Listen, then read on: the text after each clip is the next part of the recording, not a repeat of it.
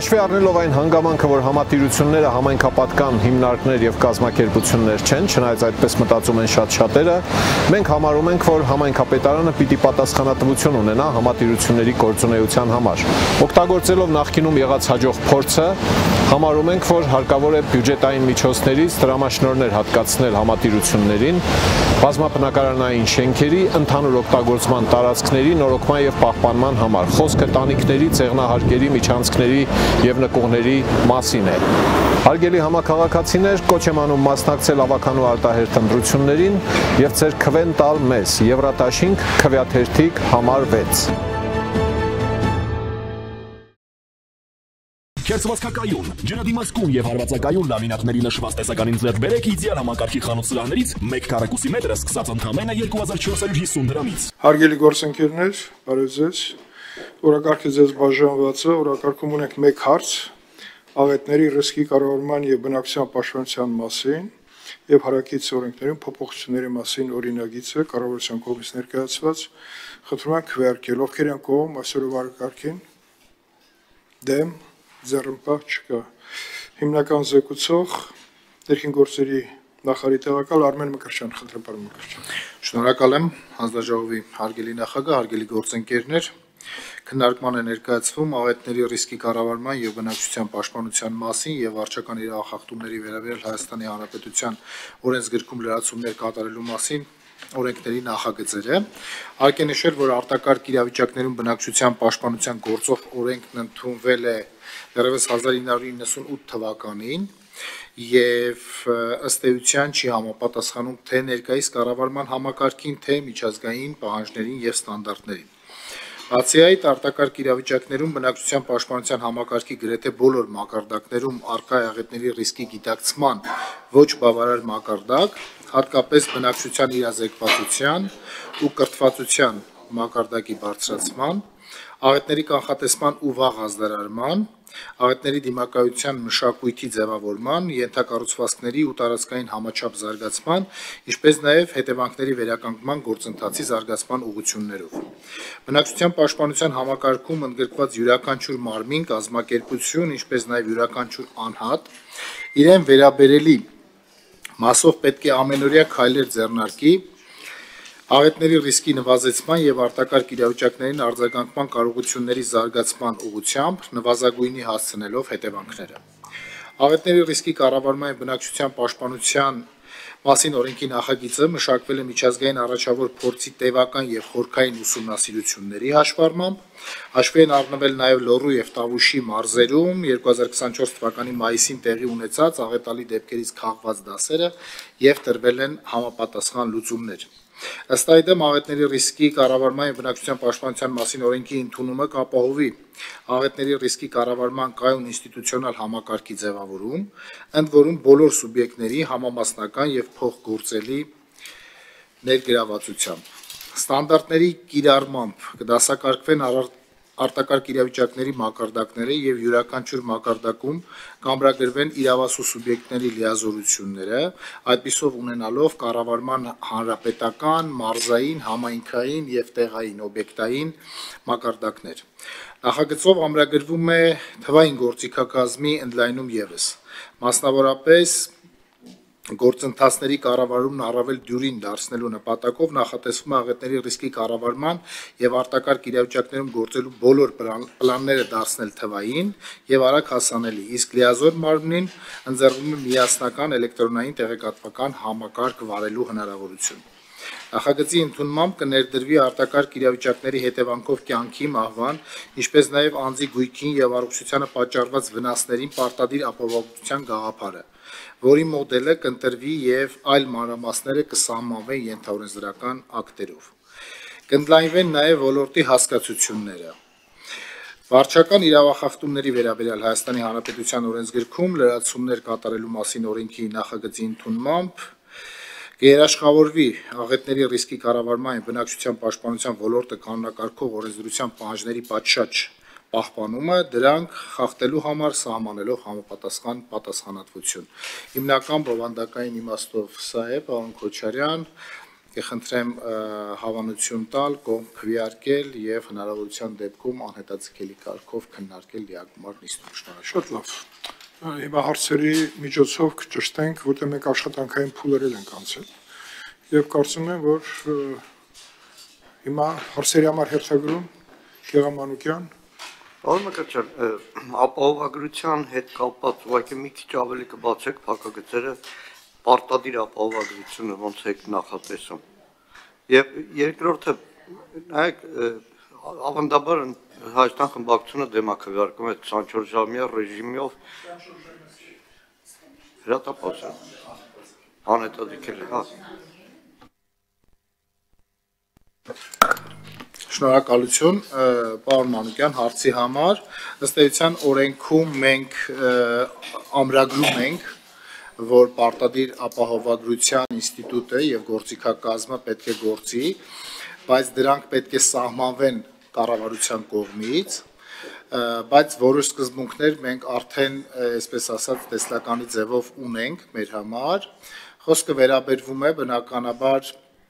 աղետների հետևանքներին եւ դրանց փոխհատուցման ապահովագրությանը, ինչը ներառում է թե տուժող անձանց, թե երրորդ կողմին որպես տուժող, այսինքն աղետի դեպքում վնասները կրում են ոչ միայն կոնկրետ տվյալ օբյեկտը կամ օրինակ տվյալ քաղաքացին, այլ նաև երրորդ կողմը կարող է հանդիսանալ տուժող, այդ թվում շրջակա միջավայրը, օրինակ։ Եվ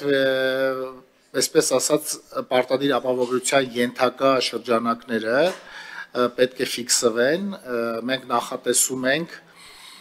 մասնագիտական ապահովագրություններ դնել, այսինքն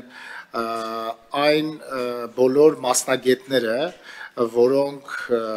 պատասխանատու են լինելու, օրինակ արտադրական վտանգավոր օբյեկտի համար, վերջիններս պետք է իրենց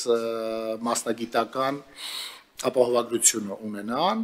եւ բնականաբար շահագործողը եւս պետք է ունենա պարտադիր ապահովագրություն հնարավոր հետևանքները փոխհատուցելու իմաստով, որպեսզի բեռը համայնքի կամ պետության վրա մեծ չլինի։ Դիցուկ լոռու օրինակը բերեմ, ալավերցի մեր հայրենակիցը, որը պարտադիր ապահովագրությունը չի անցել։ Ինքը աստված մի արասել, նման դեպքի դեպքում պետության կողմից վնասի փոխհատուցում այլևս չի կարող ստանալ։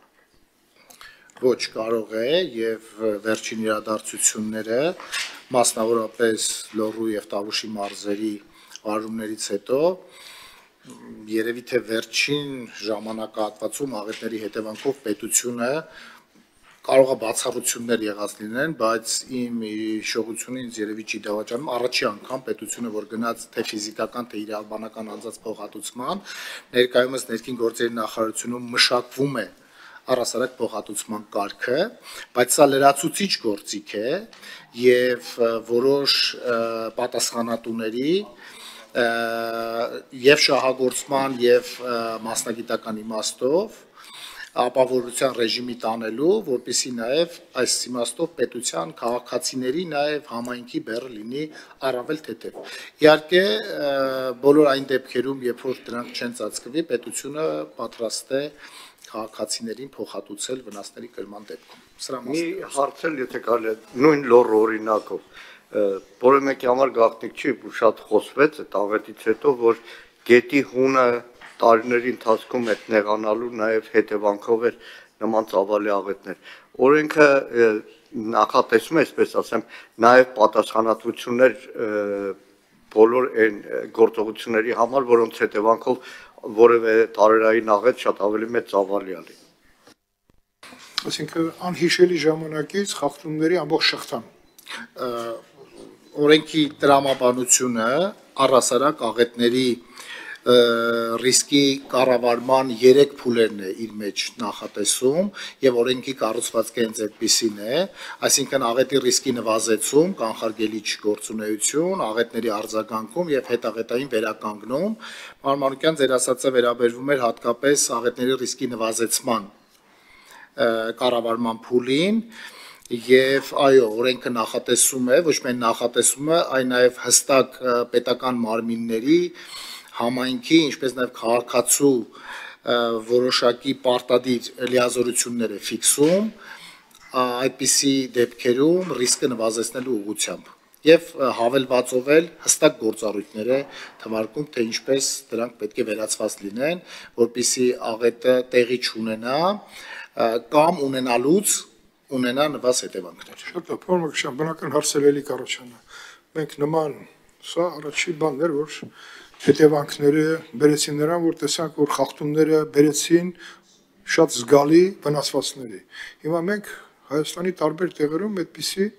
ապահովագրված չենք, որ այդպիսի աղետներ էլի կլինեն եւ արդյունքում այնպիսի տարածքային խախտումներ են եղել նույն գետի հուների փոփոխության արդյունքում եւ այլն։ Դա արձանագրվում է հիմա, թե ոչ։ Մեկը դա եւ քանի որ ապահովագրության մասին խոսք գնաց, այս նախաձեռնությունից առաջ աշխատանքային քննարկում ունեցել եք ապահովագրական ընկերությունների հետ եւ նրանց մասնակցությունը ինչ ծավալով եք տեսնում։ Շնորհակալություն։ Պարոն Քոչարյան, թեև օրենքը դեռևս ընդունված չի, բայց ընդունված եւ հաստատված աղետների ռիսկի կառավարման ռազմավարությունը եւ գործողությունների պլանը մտել է ուժի մեջ եւ այդ տրամաբանությունը արդեն իսկ կիրառվում է, օրենքը մեզ կտա իրավական հենք այս առումով եւ բազմաթիվ ենթահորինսդրական ակտեր կընդունենք, ներկայումս կառավարությունը մշակվում է աղետների ռիսկի նվազեցման ուղղությամբ հանրապետական պլան, որի մեջ հաշվառվում են այն վտանգավոր կետերը, որոնք որ կան, սահմանվում են դրանց ուղղությամբ գործառույթներ ունեցող եւ գործունեություն ծավալող պետական մարմինները եւ նաեւ հաշվարկվում է այն ֆինանսական ծախսը, որը անհրաժեշտ է այս առաջնահերթ աղետների ռիսկը չեզոքացնելու կամ մեղմացնելու ուղղությամբ, ինչպես նաեւ դրանց բյուջետավորման աշխատանքները։ Մենք հաջորդ հարցին անդրադառնալով ապահովագրական ընկերությունների հետ դեռևս չենք հասցրել քննարկումներ անել, բայց մինչև այս նորմը օրենքով սահմանելը նախագծում մենք քննարկումներ ենք ունեցել կենտրոնական բանկի ղեկավարության եւ համապատասխան ծառայությունների հետ եւ ըստ էության թե նորմը եւ հետագա աշխատանքները շարունակելու ենք իրենց հետ, այդ թվում արդեն նաեւ ապահովագրական ընկերությունների մասնակցությամբ շարունակել։ Շնորհակալություն, դա ուզում լսել։ Հարգելի գործընկերներ, կներեք, պարոն Խաչատրյան, հարցերը ավարտվեցին։ Հիմնական զեկուցողին հարակից զեկուցումով Վահագ Ալեքսանյանը պետք է լիներ, բայց ես խնդրեմ պարոն Խաչատրյան, փոխարինեք մեր ընկերոջը։ Շնորհակալություն ներկայացված նախագծով հիմքեր է ստեղծում աղետների ռիսկերի կառավարման եւ բնակչության պաշտպանության ոլորտում օրենսդրության նաեւ հետագա զարգացման համար։ Պետք է հիշենք, որ օրենսդրությունը ընդունված է եղել դեռևս 1998 թվականին եւ ընդունված օրենսդրությունը չէր համապատասխանում այսօրվա պահանջներին եւ այս մի շարք հարաբերություններ այստեղ կարգավորվում են, փուլավորվում են եւ ելնելով այս հանգամանքից խնդրում կողմ քվեարկել նախագծին։ Հարցեր հարակից զեկուցողին։ Հարցեր չկա, հերթագրում ելույթների համար։ Ելույթներ չկան։ Եզրափակիչ չկա։ Պարոն Մակրիշյան, ես կուզեի եզրափակիչում այնուամենայնիվ մեզ միանգամ էլ մեզ համար հնչեցնեք այս օրենքի դրական եզրակացություն ստանալու պարագայում մենք ինչ ենք ունենում կառավարման տեսանկյունից եւ այդ կառավարման գործընթացը տեսանելի երբ կարող է եւ շոշափելի երբ կարող ենք զգալ։ Այդ մասին խոսեք ու ասենք վերջ։ Շնորհակալություն, պարոն Քոչարյան, ըստ էության նախագիծը աղետների ռիսկի հենց կառավարմանն է մեծամասն վերաբերվում եւ առանցքում դա է դրված։ Մենք նախ օրենքի տրամաբանությունը բերում ենք միջազգայինորեն ընդունված կառավարման 3 փուլերին, համապատասխանեցնելով այդ 3 փուլերին, նվազեցում, արձագանքում եւ հետագետային վերականգնում եւ ինչը շատ կարեւոր է, մենք ֆիքսում ենք ըստ աղետի հետևանքների ծավալի կառավարման մակարդակները, մենք ունենալու ենք հանրապետական մակարդակ, սա ենթադրում է, որ կառավարությունը ձևավորելու է համապատասխան շտաբ կամ հանձնաժողով եւ տվյալ աղետը կառավարելու է, կամ դրա նվազեցմանը ուղղված միջոցառումներն է համակարգելու, մենք ունենալու ենք մարզային մակարդակ, որ այս փուլում մարզային կառավարման մարմիններում է կենտրոնանալու process-ի համակարգումը եւ այսպես համայնքային եւ օբյեկտային։ Ըստ էության բարձր արդյունավետություն ենք տալու այս ոլորտում կառավարմանը։ Հիմնականը սա եւ բնականաբար մենք օրենքով տալիս ենք հասկացությունները, ընդլայնում ենք բավականաչափ մեծ, որը շատ կարևոր է, որպեսզի մենք հասկանանք նաև թե որ դեպքը որ դեպքից ինչով է տարբերվում, մասնավորապես աղետը արտակարգ իրավիճակից, աղետի ռիսկը եւ այլն։ Ոչ միայն բնական աղետների վերաբերյալ, բոլոր աղետներին։ Ես հիմա ինչ անեմ, այդ միջում վերցնեմ։ 5 րոպե ես ընդմիջում կվերցնեմ։ Հարգելի գործընկերներ, ունենք երկու քվեարկություն եւ առաջին քվեարկությունից հետո ես կխնդրեմ, որպեսզի 5 րոպե ընդմիջում վերցնենք, որպեսզի լսումների վերաբերյալ մեր գործընկերոջ նախաձեռնության ժամանակային հարցը մի հատ ճշտի կառավարության հետ, որ նոր դնեմ քվեարկության, եթե դեմ չեք։ Գրված չէ։ Տրանսպորտային, ճանապարհային անվտանգությանը վերաբերող պարոն Խաչատրյանը մեծ կարևոր լսումներ են, մի հատ տեսնենք, որտեղ կառավարությունը այդ օրը քննարկումներ ունի, պարոն Մկրտչյանն էլ զբաղված է լինելու, որպեսզի խնդիրներ լուծենք, 5 րոպե ընդմիջում կդա, բայց մի հատ առաջի քվեարկություն անենք, ովքեր են կողմ, կառավարության կողմից ներկայացված աղետների ռիսկի կառավարման եւ բնակչության պաշտպանության մասին եւ վարչական իրախախտումների վերաբերյալ Հայաստանի Հանրապետության օրենսգրքում դրացումների կատարելու մասին օրենսդրական նախաձեռնությանը խնդրում եմ քվեարկել կողմ, դեմ, ձեռնպան չկա, երկու ձեռնպան ընդունվեց, ովքեր են կողմ, որպեսզի տվյալ օրենքները ընդգրկվեն, եթե դրական եզրակացություն արդեն ստացել են, լիագումար նիստերի օրակարգին, կողմ, դեմ, ձեռնպան չկա,